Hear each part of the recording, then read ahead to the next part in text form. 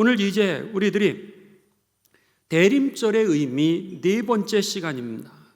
그랬을 때 우리들이 첫 번째 의미가 무엇이었는지, 또 두 번째 의미가 무엇이었는지, 그리고 세 번째 의미가 무엇인지 여러분 우리가 다 같이 한번 좀 보도록 하겠습니다.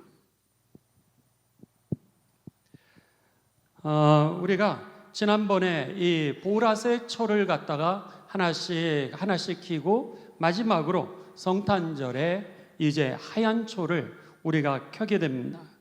이 보라색 이 초를 우리들이 켜면서요, 첫 번째 이 보라색 초의 의미는 예수님이 소망이시다라고 하는 의미였습니다. 그래서 예수님은 우리들의 삶의 해답입니다 라고 하는 뜻이었습니다. 두 번째, 이 초를 켜면서 우리들은 이 두 번째 의미는 주의 길을 예비하라, 다가오시는 하나님의 나라를 우리가 어떻게 예비할 수 있을까? 그것은 바로 회개를 통하여서 우리들이 하나님과 가까이 나아가는 것을 통하여서 구원의 자리에 임할 수 있다라고 하는 뜻이었습니다. 그 다음에 세 번째, 우리들은 초를 켜면서 그 뜻은 바로 예수님이 우리의 삶의 기쁨이라고 하는 겁니다. 그 기쁨이 오늘 우리들의 삶을, 세상을 이기게 할 뿐만 아니라 그 구원의 감격을 가지고 살아가게 하는 그런 복된 그 주님의 능력이 우리들 가운데 임하게 되면서 우리들의 삶이 달라질 수밖에 없다라고 하는 거죠. 그렇기 때문에 예수님이 누구신가? 세 번째는 기쁨이라고 하는 겁니다. 그 다음에 네 번째로 오늘 우리들이 이제 초를 켜게 되면서 네 번째 초의 의미는 뭐냐면, 따라 하시겠습니다. 평안. 네 번째는 예수님이 우리의 평안이라고 하는 뜻을 이제 이 초를 통하여서 우리들에게 가르쳐주고 계시다라고 하는 겁니다. 예수님이 평안이다라고 하는 이 말씀은요, 여러분, 예수님이 이 땅에 오신 이유가 어디 있느냐 그랬을 때 평안을 주기 위하여 왔노라, 이렇게 말씀하셨습니다. 여러분 평안하십니까? 여러분 행복하게 사시기를 주님의 이름으로 축원합니다. 전에 저희가 이제 유학을 하고 있을 때 늘 잘하는 우리들이 자녀들을 격려하는 그 용어 중에 하나는 뭐냐면 화이팅, 이런 단어였습니다. 그래서는 첫째 아이도 그렇고 둘째 아이도 그렇고 저희들이 시험을 보러 갈 때나 무슨 경기를 하러 갈 때 보면 화이팅 이랬습니다. 그랬는데 미국 사람들은 뭐라고 그러냐면 화이팅이라고 그러지 않고 인조이, 그렇게 얘기를 하는 거예요. 나중에 저희가 배웠습니다. 그렇구나, 우리가 격려하기 위해서 파이팅 하는 것은 잘해, 그런 뜻도 있지만 승리해라, 이런 뜻이 더 강할 수도 있을 겁니다. 그랬는데 미국 사람들이 인사를 하면서 인조이, 시험을 치러 가는데 인조이 그러는 거예요. 우리는 시험 잘 쳐라 이렇게 해서 축복을 할 텐데 그 사람들은 시험 즐겨라, 이런 얘기입니다. 그러니까 우리는 시험 잘 쳐라 그러고 보냈는데 시험을 못 치면 울 수도 있는 거예요. 화가 날 수도 있고, 그리고 왜 그렇게 시험을 못 쳤냐고 이렇게 책망할 수 있는 것도 파이팅이라고 하는 그런 단어의 뜻에 어쩌면 우리들이 익숙해 있는 그런 느낌일 수 있을 겁니다. 그런데 그 사람들이 인조이 그랬으니까 시험을 잘 쳤든 못 쳤든 너가 그것을 즐겼냐, 시험 치면서 행복했어? 어쩌면 이런 의미가 그 안에 더 풍성하게 있을 수도 있을 겁니다. 여러분들이 사업을 하시면서 파이팅을 하십니까? 인조이를 하십니까? 여러분들이 자녀를 양육하시면서 파이팅을 하십니까? 아니면 인조이를 하십니까? 여러분이 직장에 일을 하면서 파이팅을 하십니까? 아니면 인조이를 하십니까? 그렇다면 신앙생활을 하면서 예수님을 믿으시면서 여러분의 마음이 파이팅을 하고 계십니까? 아니면 인조이를 하고 계십니까? 예수님을 믿으면서 여러분 행복하게 되시기를 주님의 이름으로 축원합니다. 그게 아주 중요한 것 같아요. 예배를 드려도 성경 공부를 해도 이 성경 공부 왜 이렇게 어렵지?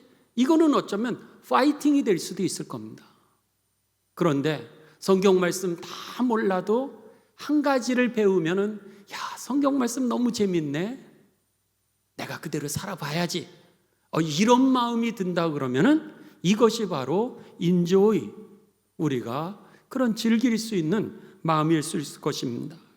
예수님이 이 땅에 오신 이유는요, 우리가 행복하게 살기 위함이라고 하는 겁니다. 그것을 평안이라고 이제 말씀했던 겁니다. 그래서 요한복음 14장 27절에 보면 평안을 너희에게 끼치노니 곧 나의 평안을 너희에게 주노라.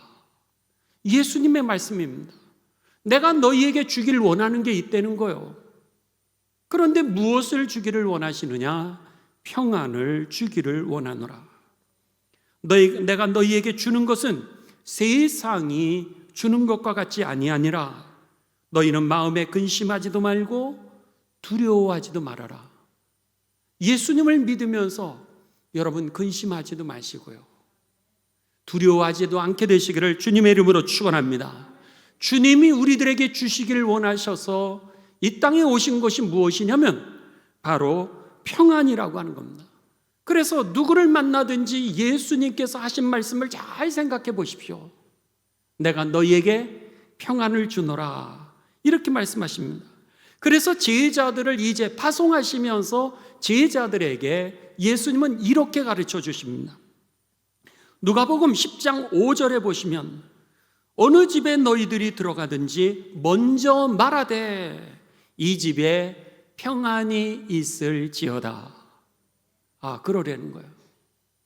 너희가 어디를 가든지 어느 집을 들어가든지 제일 먼저 그에게 주어야 될 것이 있는데 그게 뭐냐? 이 집에 평안이 있을지어다. 그러니까는 제자들에게도 부탁하신 것은 예수님이 내가 평안을 너희에게 끼치노니 곧 나의 평안을 너희에게 주노라. 이 평안을 위해서 예수님이 오셨고 제자들에게도 제일 먼저 부탁한 것은 오늘 다른 사람에게 가서 평안을 알려줘.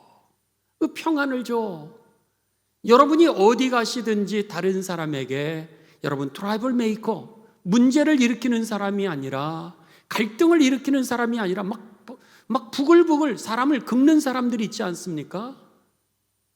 그래서 그 사람이 오면 늘 신경을 쓰고 경계하는 그런 사람입니까? 아니면은 푸근해서 여러분만 오면 문제가 해결되는 사람들입니까?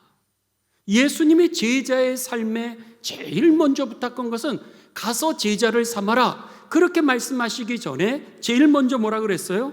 너희가 어느 집에 들어가든지 먼저 말하되 이 집에 평안이 임할지어다.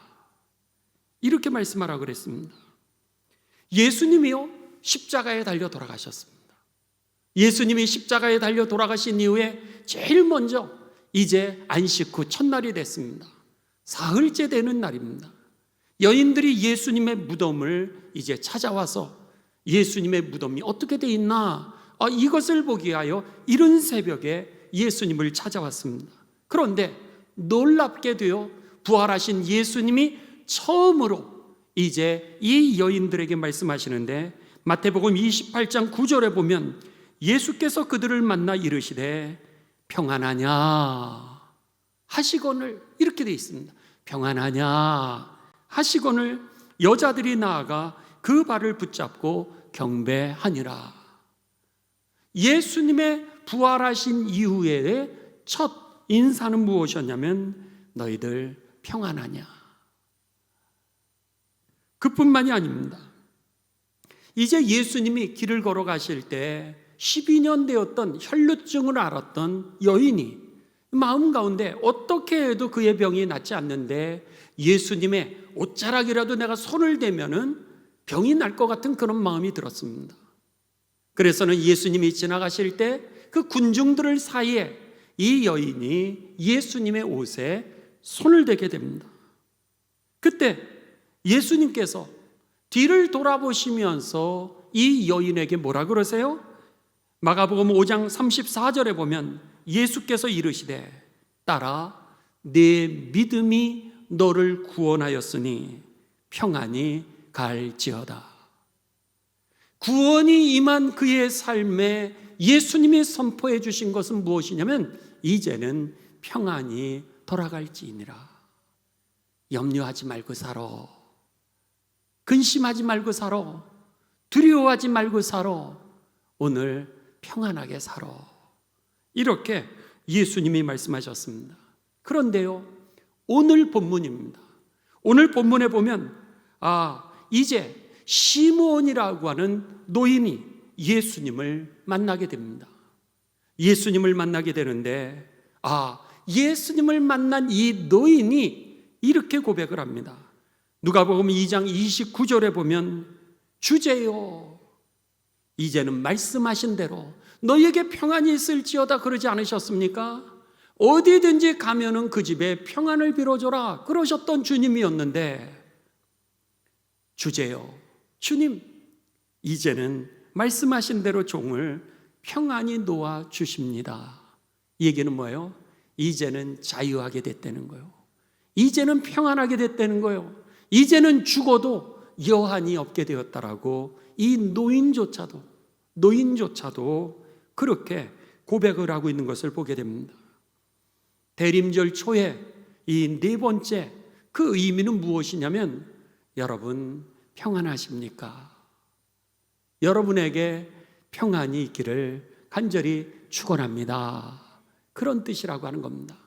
그런 면에 있어서 여러분 한번 오늘 이 메시지를 더 깊이 들여다보기 전에 주제를 먼저 제가 말씀드렸습니다. 여러분들의 가정이 여러분 평안하십니까? 여러분의 직장 생활 하시면서 행복하십니까? 여러분들이 사람을 만나면서 일을 하면서 행복하십니까?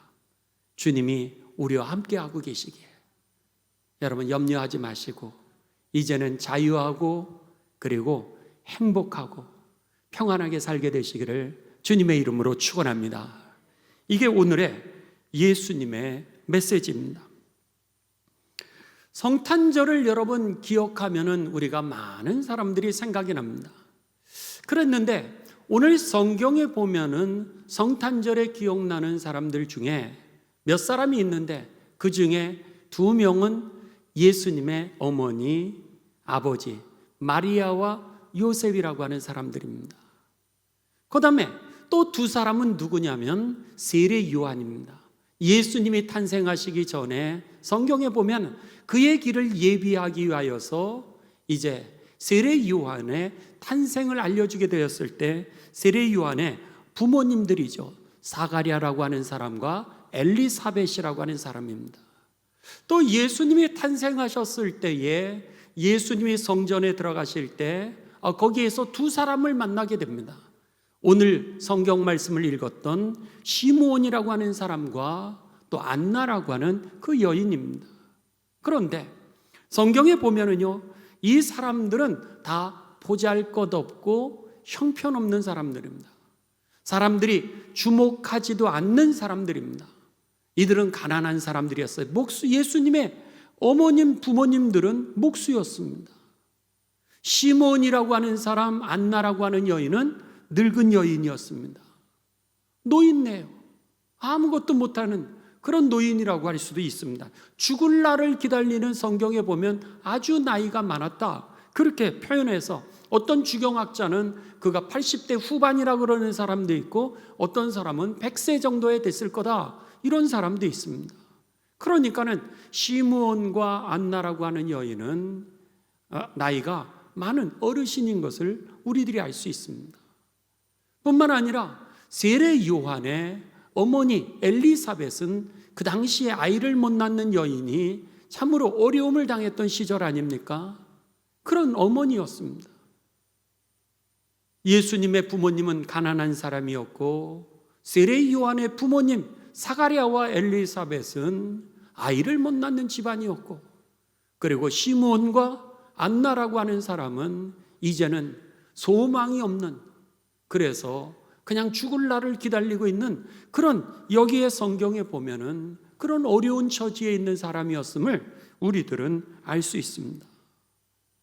그런데 여러분, 예수님이 오심으로 인하여서 이들의 삶이 달라지게 되었다고 하는 거죠. 이들에게 근심이 없었겠습니까? 이들에게 여러분 어려움이 없었겠습니까?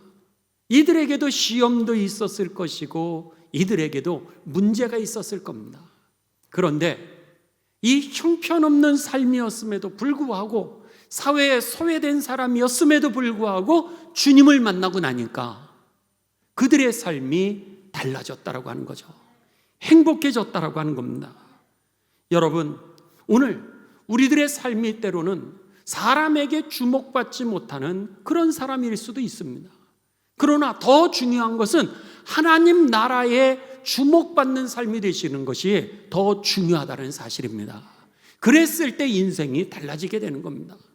우리가 사람을 바라보니까 거기에서 인생이 비교하다 보니까 비참해지는 거예요.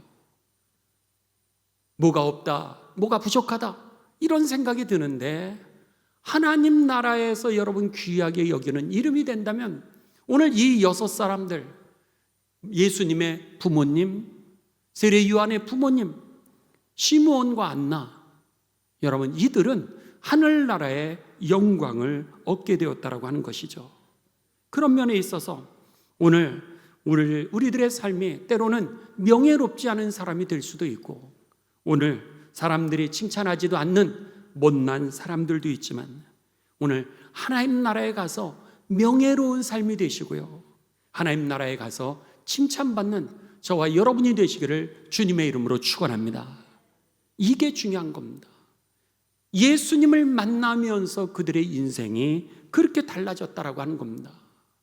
그래서 시므온과 같은 사람은 오늘 이제는 죽어도 여한이 없습니다.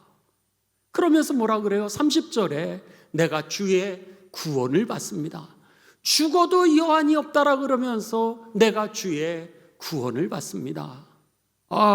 이렇게 그가 고백하고 있는 모습을 보게 됩니다. 그러기에 오늘 이 네 번째 성탄의 촛불의 의미는 우리에게 이 평안이라고 하는 거. 여러분, 이 메시지가 들려지는 가운데 나의 지나온 믿음의 삶을 돌아보면서 내 믿음의 삶이 정말 행복했나? 내가 지금 행복하게 믿음 생활하나? 다시 한번 돌아보시면서 행복한 삶을 만들어 가시고요, 그리고 주님이 우리와 함께 계심을 기억하시면서 행복하게 살게 되시기를 주님의 이름으로 축원합니다. 자, 오늘 본문 말씀으로 갑니다. 여러분 22절, 누가복음 2장 22절부터 이제 우리들이 성경 말씀을 조금 더 세밀하게 들어가서 보도록 하겠습니다. 성경을 읽는 법을 여러분 제가 같이 보시면서 성경을 이렇게 보는 거구나 라고 하는 것을 좀 여러분들이 아실 필요가 있습니다. 22절, 모세의 법대로 정결 예식의 날이 참에 아기를 데리고 예루살렘에 올라가니 그랬습니다. 여기에 보시면 여러분의 성경에 기억자라고 이렇게 돼 있죠. 여러분 보이시는지 모르겠습니다. 그랬을 때 모세의 법대로 이랬던 겁니다. 모세의 법대로 정결 예식의 날이 참에 아기를 데리고 예루살렘에 올라갔다고 하는 이 말씀이 모세의 법에 있었다라고 하는 겁니다. 그랬을 때 그 모세의 법이 어디 있는지를 기억이라고 하는 자로 이렇게 해서 표시를 해서 여러분이 가지고 계시는 성경책 맨 밑에 보시면은 그 기억자에 뭐라고 써 있죠? 레위기 12장 2절에서 6절이라고 써 있죠. 그러니까 성경을 읽으시면서 성경을 그냥 넘어가시는 게 아니라 그 성경 구절의 내용이 어디 있는지를 갖다가 가르쳐 주는 겁니다. 그러니까 기억, 니은, 디귿 이런 것들이 나와서 밑에 성경 구절이 있으면요, 그 성경 구절을 이렇게 여러분 성경을 책갈피를 하시고 그리고 나서 레위기로 이렇게 찾아가시는 겁니다. 거기에 무슨 말씀이 있었지? 이렇게 해서 찾아가기를 시작하면 나중에는 어느 순간인가 성경이 맥이 뚫리게 됩니다. 구약과 신약이 같이 뚫리게 됩니다. 그렇기 때문에 성경을 이렇게 정독을 하시면서 거기에 기억, 니은, 디귿 이것을 찾아가시면 됩니다. 한번 우리 찾아가 보죠. 레위기 12장으로 갑니다. 여러분 책갈 피하시고 레위기 12장 2절에서 6절로 갑니다. 자, 2절에서 6절에 보시면은 이렇게 됩니다. 이스라엘 자손에게 말하여 이르라. 여인이 임신하여 남자를 낳으면 그는 7일 동안 부정하리니 곧 월경할 때와 같이 부정할 것이며 3절 8째 날에는 그 아이의 태어난 남자아이의 포피를 이제 배라고 하는 겁니다. 여자아이도 마찬가지일 수 있죠. 아무튼 8째 날 8일째 되는 날에는 그 아이의 포피를 베라. 그래서 예수님도 오늘 성경 말씀 21절에 보시면은 바로 앞절에 8일째 되는 날 예수님이 뭐 했다? 할례를 받았다. 그렇게 돼 있죠. 그러니까 이게 그 당시의 법이었던 겁니다. 태어난 지 8일 만에 할례를 하고, 그 다음에 4절 여인은 아직도 33일을 지내야 산혈이 깨끗하리니, 이제 출산하고 흐르는 피가 멈추게 된다라고 하는 겁니다. 정결하게 되는 기간이 차기 전에는 성물을 만지지도 말며 성소에 들어가지도 말 것이라 그랬습니다. 여인이 이제 남자아이를 낳게 되면은요 7일 동안 부정하고 그 다음에 33일 동안 이제 사람들하고 구별되어 있어라 이렇게 얘기를 하고 있습니다. 토탈 며칠이죠?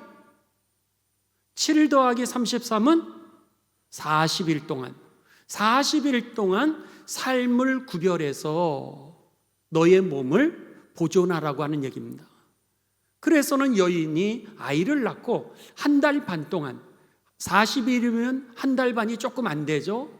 이 45일이 돼야 될 텐데 40일로 성경은 이야기를 하면서 40일 동안 몸조리를 해라. 어디도 가지 말고 몸을 아껴서 몸을 회복시켜라. 이렇게 얘기를 하고 있습니다. 그 다음에 5절에 보면은 여자아이를 낳을 경우는 그럼 어떡하냐? 여자를 낳으면 그는 2일에 동안 부정하리니 남자아이의 2배입니다. 14일이죠. 남자는 7일 동안 부정하다 그랬고 여자는 14일 동안 부정하리니 월경할 때와 같을 것이며 산혈이 깨끗하게 되면 66일을 지내야 하리라. 그러면서 여인에게는 이제 80일 동안 이 여자아이를 낳았을 경우는 엄마들이 80일 동안을 갖다가 이제 몸을 추스리라고 이렇게 가르쳐 줍니다. 그리고 나서 남자아이를 낳은 이후에 40일이 지나거나 여자아이를 낳은 이후에 80일이 지나면 그 다음에 6절입니다. 아들이나 딸이나 정결하게 되는 기한이 차면 그 여인은 번제를 위하여 1년 된 어린 양을 가지고 속죄제를 위하여 집비둘기 새끼나 산비둘기를 회막문 제사장에게로 가져갈 것이요. 이래서는 성전으로 가서 이제 몸이 그동안 다 추스렸습니다. 이제는 정상적으로 생활을 할 수 있겠습니다 라고 하는 것을 갖다가 제사장에게 이제 보여주고, 그리고 하나님께는 제물을 올려드리면서 감사의 예물을 드리고 나로 하여금 이제 새 삶을 시작하게 하신 하나님에게 내가 헌신하겠다라고 그렇게 번제로 하나님 앞에 예물을 드리고 새 삶을 출발하게 되는 겁니다. 이게 바로 이 아이를 낳은 여인들에 대한 정결 예식이고 더 나아가서 여인을 보호하는 그런 법이었던 거죠. 지금 다시 누가복음으로 갑니다. 누가복음 2장 22절 모세의 법대로 정결 예식의 날이 참에, 지금 이 마리아와 이 요셉이 지금 정결 예식 날을 채웠어요. 아들을 낳았으니까 40일이 지났다라고 하는 겁니다. 40일이 지나면서 아이를 데리고 예루살렘에 이제 올라가게 됩니다. 그러니까 예루살렘에 올라간 이유는 뭐예요? 정결 예식을 하기 위함이었습니다. 23절 갑니다. 또 나오죠. 이는 주의 율법에 쓴 바, 그 다음에 니은이라고 돼 있죠. 니은이라고 돼 있으면서 뭐라고 그러냐면 첫 해에 처음 난 남자마다 주의 거룩한 자라 하리라 한 대로 아기를 주께 드리고, 예수님을 이번에는 주님께 드리게 됩니다. 주님께 드린다는 얘기는 다른 얘기로 하면요, 성전에다가 이름을 등록한다라고 하는 그런 얘기입니다. 호적을 올리는 것처럼 성전에 이 아이는 하나님의 자녀입니다 라고 하면서 성전에다가 이제 유아 세례와 같이 성전에 이름을 올리는 것이 바로 2절에 한 대로 아기를 주께 드리니 라고 하는 표현입니다. 그럼 이게 무슨 뜻인지 니은이 되어 있습니다. 니은은 성경 맨 밑으로 가면 니은의 성경은 어디예요? 출애굽기 13장 2절 그리고 12절이라고 되어 있습니다. 자, 출애굽기로 갑니다. 여러분 책갈피를 하시고요. 출애굽기 13장으로 갑니다. 출애굽기 13장 2절만 보도록 하겠습니다. 시간상 2절. 자, 다 같이 봉독하십니다. 시작. 이스라엘 자손 중에서 사람이나 짐승을 막론하고 태에서 처음 난 모든 것은 다 거룩히 구별하여 내게 돌리라. 이는 내 것이니라 하시니라. 하나님께서 이스라엘 백성들에게 첫째 아이는 내 것이라 이렇게 말씀하고 있습니다. 이게 무슨 얘기죠? 이 출애굽기 12장은 지금 이스라엘 백성들이 출애굽할 때입니다. 출애굽하게 될 때에 하나님께서 이스라엘 백성들을 출애굽시키고 바로 왕을 항복시키기 위하여 첫째 장자를 죽이는 그런 재앙을 내리시게 됩니다. 10번째 재앙이죠. 그랬을 때 이스라엘 백성들에게 뭐라고 말씀하셨냐면 어린 양을 잡으라는 거예요. 집집마다 어린 양을 잡아서 그 피를 갖다가 문설주와 임방에 바르면 그 피값을 대신해서 그 첫째 아이를 죽음 가운데 살리리라 이렇게 말씀을 하셨어요. 그런데 하나님이 말씀하신 그대로 그날 밤에 애굽 사람의 장자는 바로의 그 왕의 그 아이까지 다 죽었는데, 짐승의 새끼까지 다 죽었는데 이스라엘 백성들에게 말씀하신 그대로 그 양을 잡아서 문설주와 임방에 피를 바른 사람들은 그 첫째가 다 살았던 거예요. 짐승까지도 살게 됩니다. 하나님이 구원하신 거죠. 그랬을 때 하나님은 내가 어린 양의 피값으로 이 아이를 구원하였으니 이 아이가 내게 속했다라고 말씀하시는 겁니다. 그래서 첫째 아이가 태어나면은 하나님에게 드려라. 그게 성전에 이름을 기록하는 겁니다. 그런데 우리도 옛날에 부모님들이 그래서 첫째 아이를 낳으면은 하나님 이 첫째 아이를 하나님에게 드리겠습니다. 이렇게 서원했던 적이 얼마나 많은지 모릅니다. 그러다 보니까 이제 첫째 아이를 하나님 앞에 드리는 방법 중에 하나는 뭐냐면 목회자가 되는 거예요. 그래서 그 자녀를 목회자가 되는 길로 인도한 가정도 많이 있죠. 바로 여기에서 유래되었던 겁니다. 그런데 그렇게 되면 여러분 이스라엘의 장자는 모두 다 목회자가 돼야 되는 거예요. 성전에서 일하는 사람이 되어야 되는 겁니다. 그렇게 되면 문제가 생기지 않겠어요? 그러니까 하나님께서 그 대신하는 방법을 선택해서 2가지 방법을 가르쳐 주시는데 그 중에 하나가 뭐냐면 레위라고 하는 지파를 성별하셔서 레위 지파가 하나님의 일을 대신하게 만드십니다. 그 다음에 2번째는 내 자녀를 하나님 앞에 드리는데 하나님 앞에 드리면서 다시 그 자녀를 돌려받는 방법이 무엇이냐면 때로는 그들의 형편에 맞게 어떤 집은 소를, 어떤 집은 양을, 어떤 집은 가난한 형편이면은 이 산비둘기를 혹은 집비둘기를, 그거보다도 더 가난하면 곡식을 잘 이렇게 예쁘게 빻아가지고 그 10분의 1을 갖다가 10분의 1 에바라고 하는 그 양을 가지고서 하나님 앞에 드리면 그게 제물이었던 겁니다. 그래서 그것을 하나님에게 드리면 그 자녀를 다시 되찾을 수 있도록 이렇게 하나님께서 그들의 형편에 맞게 그들이 하나님의 나라를 위하여 일할 수 있도록 그렇게 법을 제정을 하셨던 거죠.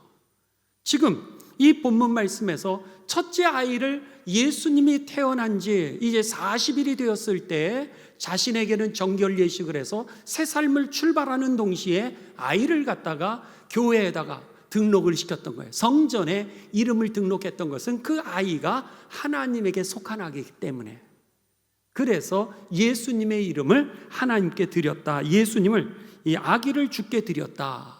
이렇게 되는 겁니다. 사무엘 선지자도 마찬가지였죠. 하나님 앞에, 하나님, 한나가 기도를 합니다. 하나님, 나에게 자녀를 주시면 제가 하나님에게 드리겠습니다. 이렇게 소원하고 사무엘을 하나님 앞에 드리게 되었던 거예요. 그래서 사무엘이 성전에서 살면서 주의 나라를 위해서 애를 쓰게 되었던 것처럼 지금 예수님도 그렇게 주께 드리게 됩니다.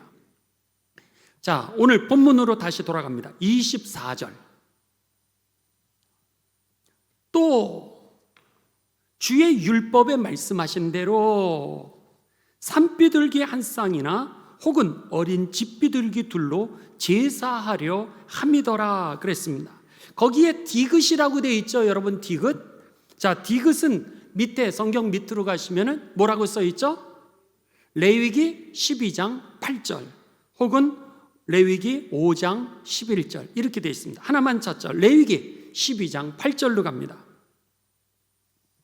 레위기 12장 8절.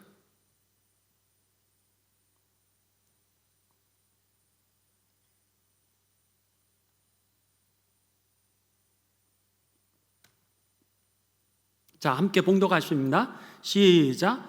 그 여인이 어린 양을 바치기에 힘이 미치지 못하면 산비둘기 2마리나 집비둘기 새끼 2마리를 가져다가 하나는 번제물로 하나는 속죄 제물로 삼을 것이요 제사장은 그를 위하여 속죄할지니 그가 뭐하리라? 정결하리라.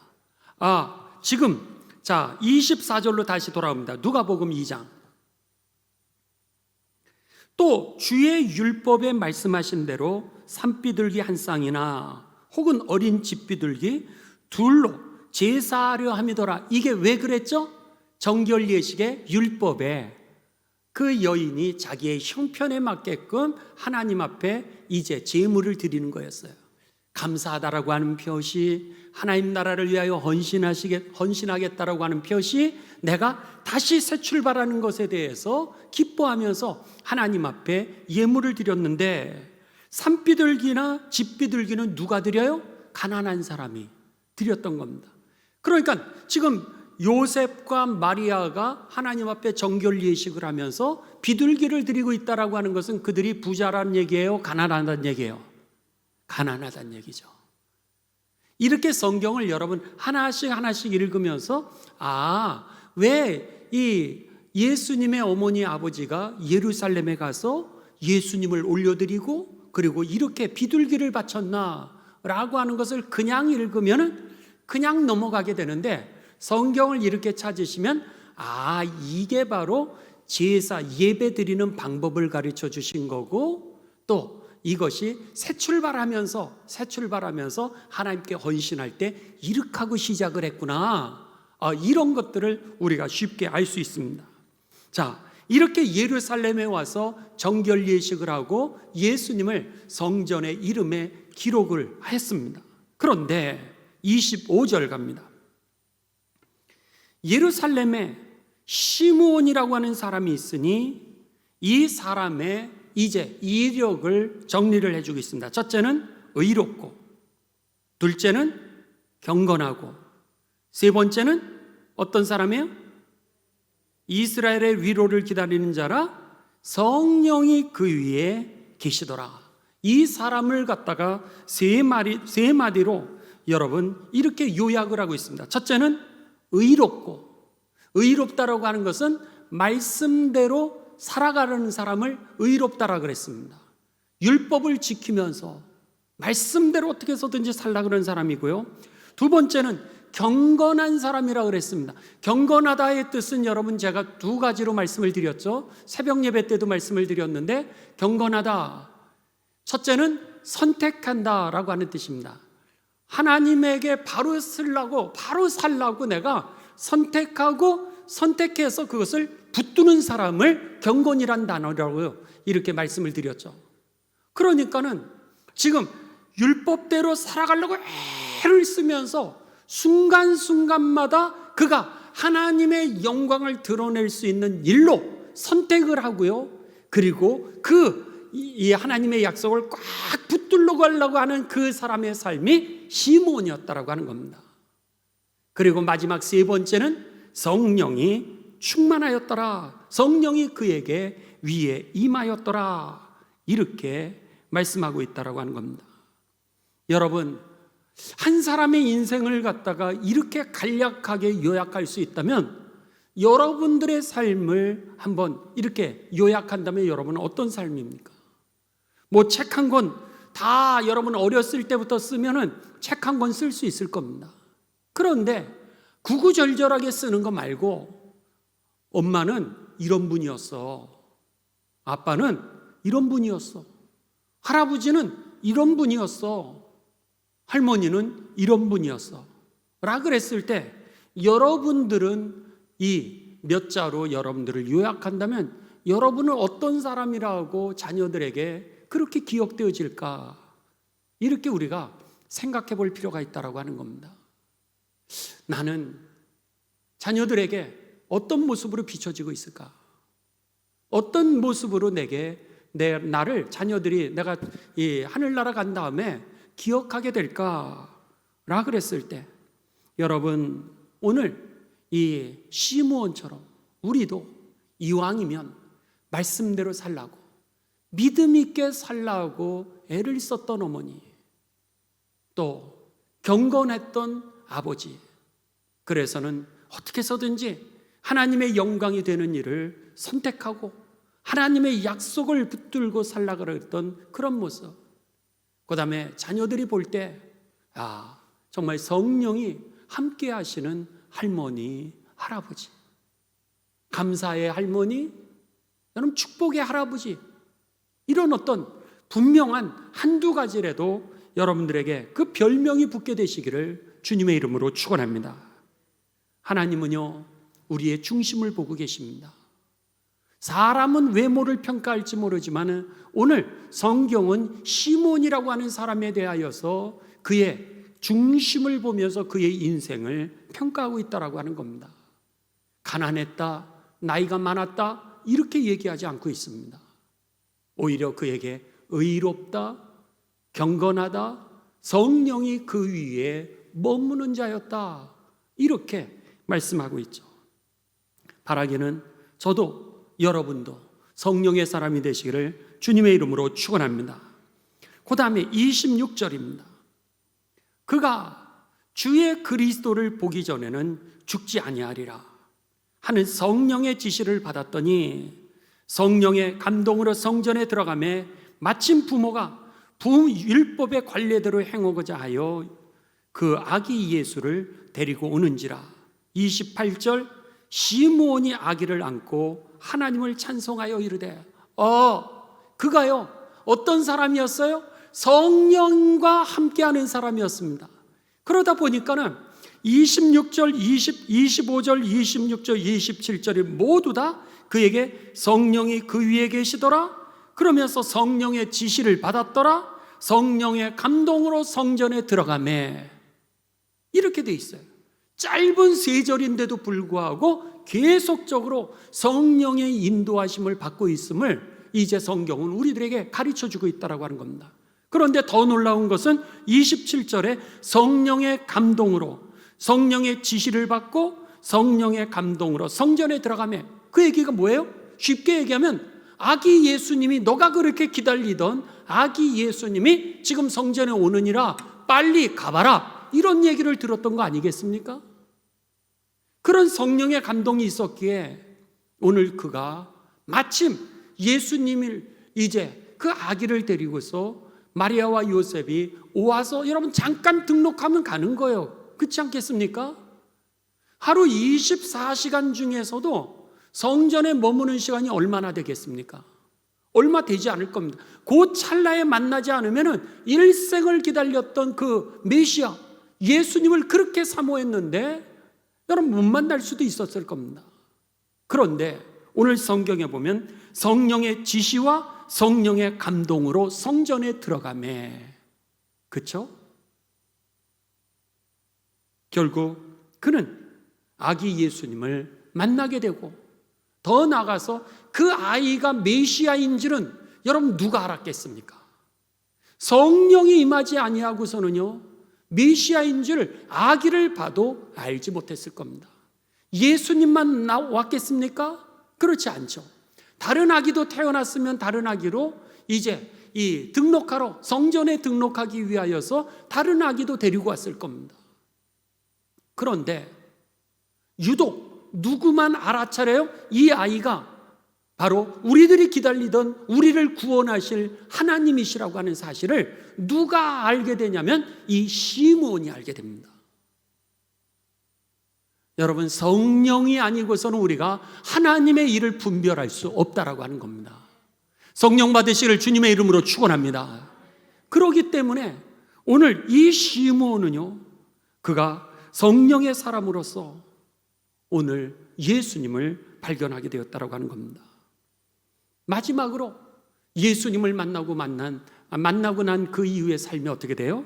그가요, 이제 29절 주제요, 이제는 말씀하신 대로 종을 평안히 놓아주시는도다.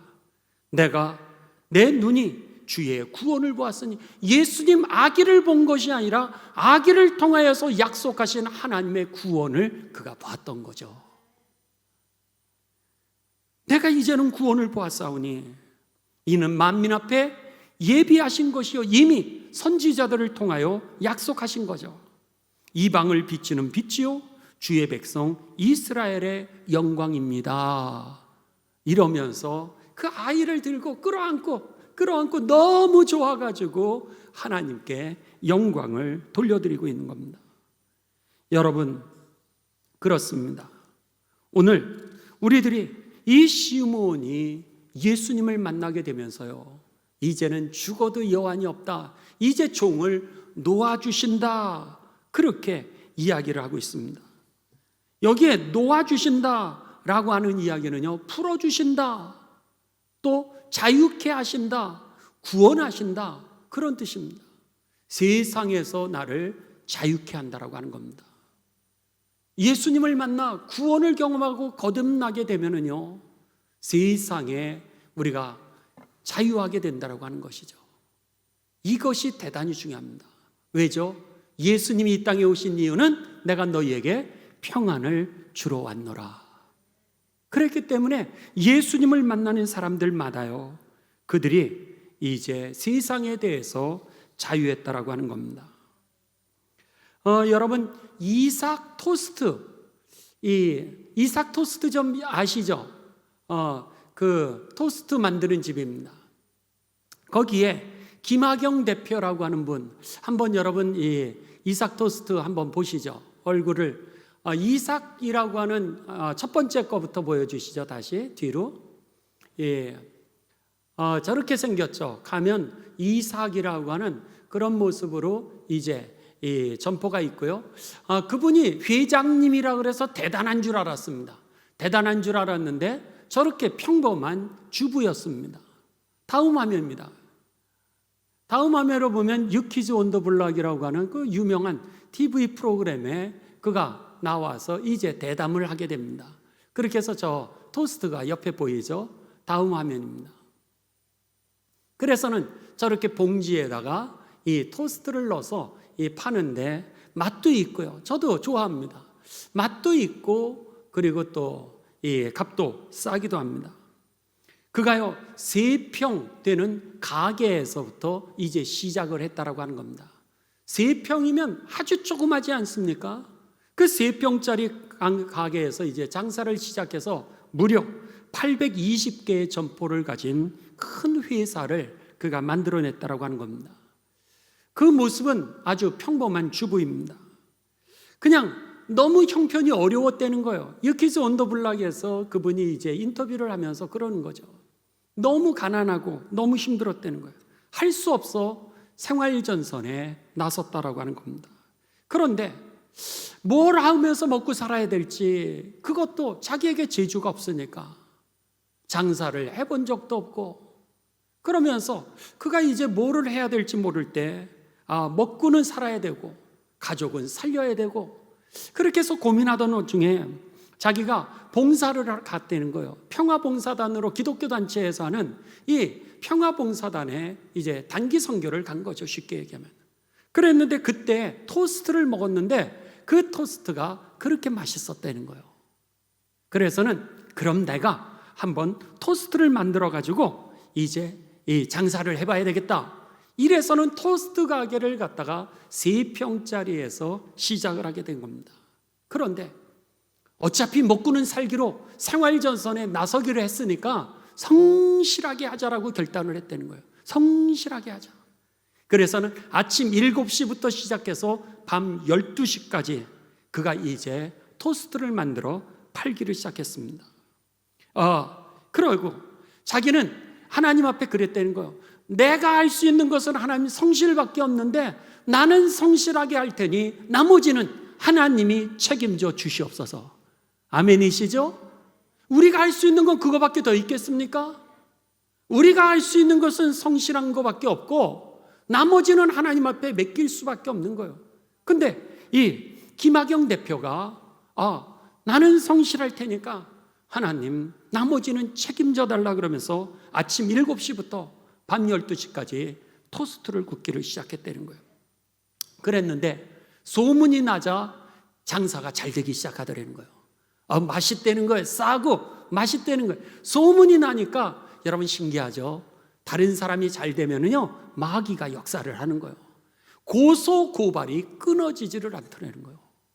일에서 고소하고 절에서 고발하고 이래가지고 낮에는 일하고 밤에는 경찰서 가고 맨날 조서를 꾸미고 맨날 신문을 당하고 그러면서 얼마나 많이 그가 고생을 했는지 모른답니다. 근데 어느 날 그가 경찰서에 가면서 하나님 앞에 이렇게 기도했다고 합니다. 하나님, 이런 일도 다 있어요. 이런 일도 있어요. 너무 억울하니까, 그리고 되지도 않는 일 가지고 계속해서 괴롭히기 위하여서 그 장사를 망하게 하기 위해서 사람들이 계속 고소를 하니까 하나님 앞에 경찰서 가면서 그렇게 기도했다는 거예요. 하나님, 이런 얘기도 있어, 이런 일도 있어, 이런 일도 있어요. 그러니까는 자기의 한탄을 갖다가 어이없는 이 모든 일을 이런 일도 있어요 그러면서 하나님 앞에 그렇게 기도하면서 갔다는 거예요. 그런데 그렇게 하나님 앞에 이런 일도 있어요 막 이러면서 기도하고 가는데 갑자기 그의 마음 가운데요 하나님의 구원이 내게 임하였다는 확신이 들더라는 거예요. 그런데 그 이후로 여러분 다른 사람이 자기를 고소하고 물어뜯고 그리고 어떻게 해서든지 걸림돌을 놓는데도 불구하고 하나님이 나를 구원해 주시리라고 하는 확신이 들더라는 거예요. 그러고 나니까 그 다음부터 경찰서를 가면서도요 근심에서 해방됐고요. 그리고 누가 걸림돌을 놔도 근심해서 걱정해서 해방이 되었고요. 사업을 하면서 그렇게 평안해지면서 하나님이 하실 줄 믿어지니까 배짱까지 생기더라는 거예요. 경험도 없고 그리고 평범한 주부였고 그리고 걸려서 넘어질 수밖에 없는 연약한 인간이었는데 구원의 확증이 들어오고 나니까 나중에는 자유하고 평안하고 그러면서 배짱까지 생기더랍니다. 결국 3평이 820개의 점포를 내게 되면서 그가 이제 회장이 되었고요. 그리고 평범한 그 얘기를 듣고 오히려 유키즈 온도 블락에 들어가서 이렇게 이삭 토스트 회장이 겸손하고 평범하게 좋은 사람이었는지 모른다고 그러면서 그 이후로 점포가 더 많이 늘었다는 거예요. 여러분 그렇습니다. 주님을 만나고 나니까 이 김학영 대표도 오늘 자유하게 되더라는 거예요. 경찰서 가면서도 고소 고발 속에서도 배짱까지 생기는 그런 자유를 누리면서 오늘까지 온 것 하나님의 은혜였다고 그렇게 간증하는 것이 바로 그의 삶이었던 것처럼 그렇습니다. 여러분 구원받으셨습니까? 그래서 우리가 거듭나야 되는 겁니다.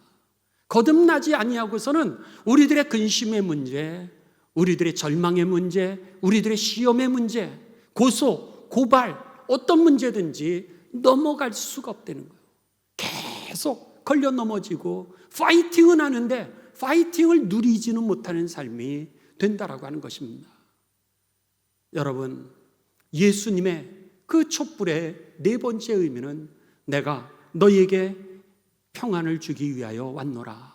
그건 세상이 주는 평안과 다르다라 그랬습니다.